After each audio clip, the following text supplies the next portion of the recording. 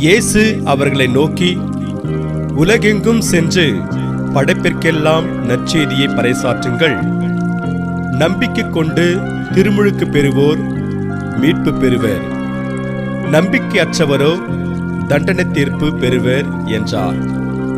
இயேசுவில் பிரியமான சகோதர சகோதரிகளே, இன்று நம் அன்னையாம் திரு அவையானது தூய விஜிலியஸ் நினைவு நாளை கொண்டாடுகிறது. இன்று நாம் நினைவு கூறும் விஜிலியஸ் 4ஆம் நூற்றாண்டின் பிற்பகுதியில் ரோமையில் இருந்த ஒரு செல்வ செழிப்பான குடும்பத்தில் பிறந்தார். இவர் தன்னுடைய உயர்கல்வியை ஏதென்ஸ் நகரில் கற்றார். இவர் அங்கு படித்துக் கொண்டிருக்கும் போது மிகவும் எளிமையாக வாழ்ந்து வந்தார்.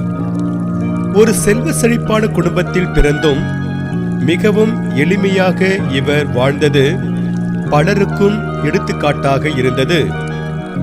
இவருடைய எடுத்துக்காட்டான வாழ்க்கையை பார்த்துவிட்டு பலரும் இவரைப் போல மிகவும் எளிமையான வாழ்க்கை வாழத் தொடங்கினார்கள். இவர் ஏதென்ஸில் கல்வியை முடித்துக்கொண்டு தன்னுடைய சொந்த ஊரான ட்ரென்ட்ரிக்கு வந்தபோது இவரை ட்ரென்ட்ரின் ஆயராக உயர்த்தினார்கள். ஆயர் பொறுப்பினை மனமுவந்து ஏற்றுக்கொண்ட இவர் பல ஆலயங்களை கட்டி எழுப்பினார். அது மட்டுமல்லாமல் அந்த ஆலயங்களில் மக்களை நிரப்ப பலருக்கும் ஆண்டவருடைய நற்செய்தியை அறிவித்து அவர்களை கிறிஸ்தவ மறையில் சேர்த்தார்.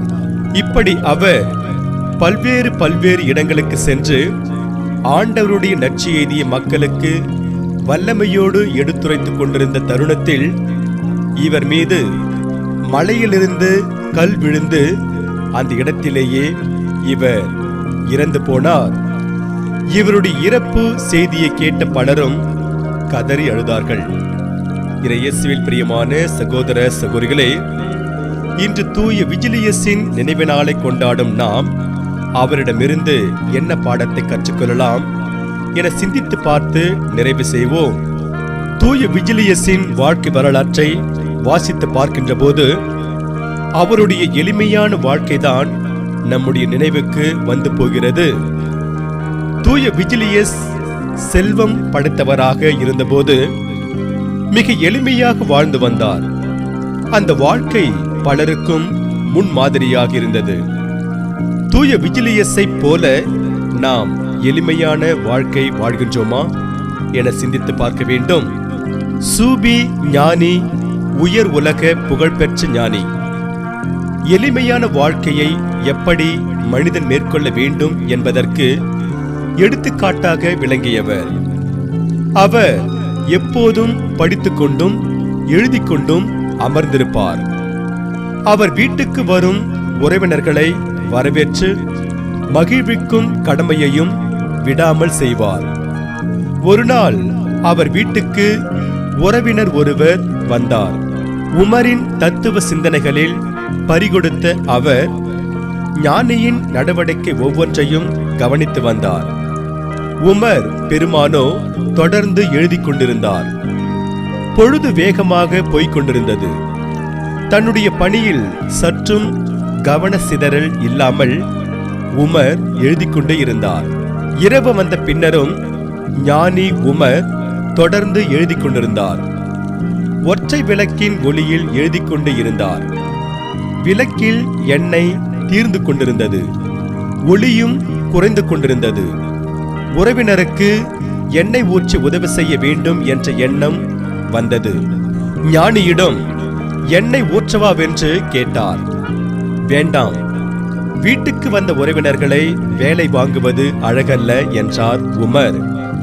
அப்படியானால் தங்கள் வேலைக்காரனை அழைத்து ஊட்ட சொல்லலாமே என்று சொன்ன அன்பரிடம் உமர், வேண்டாம், அவன் நாளெல்லாம் உழைத்துவிட்டு இப்பொழுதுதான் உறங்க சென்றிருக்கிறான், களைத்து போயுள்ளான், உறங்குவான் என்றார்.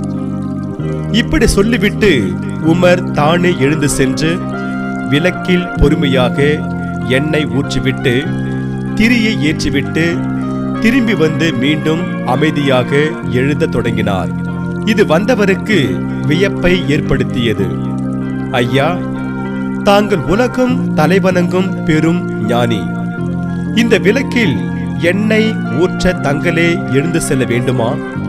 வேறு எவரிடம் சொன்னாலும் அவர்கள் செய்து விடுவார்களே என்றார். இல்லை, நான் உமராக எழுந்து சென்றேன், உமராக விளக்கில் எண்ணெய் ஊற்றினேன், உமராக திரும்பி வந்து உமராக எழுதுகிறேன் என்றார் உமர். அவர் இப்படி சொன்னதை கேட்டு வந்தவர் உமர் எவ்வளவு எளிமையானவர் என்பதை அப்போது உணர்ந்து கொண்டார். ஆம், இறையேசுவில் எனக்கு பிரியமான சகோதர சகோதரிகளே, எளிமை குடிக்கொண்டிருக்கும் இடத்தில் எல்லா நல்ல பண்புகளும் குடிக்கொண்டிருக்கும். தூய விஜிலியஸும் இப்படி எளிமையோடு இருந்ததால்தான் அவரிடம் எல்லா நல்ல பண்புகளும் குடிக்கொண்டிருந்தன.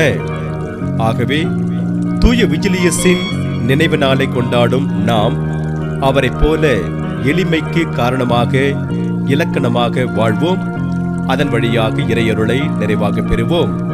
இறைவன் உங்கள் அனைவரையும் நிறைவாக ஆசீர்வதிப்பாராக. ஆமென்.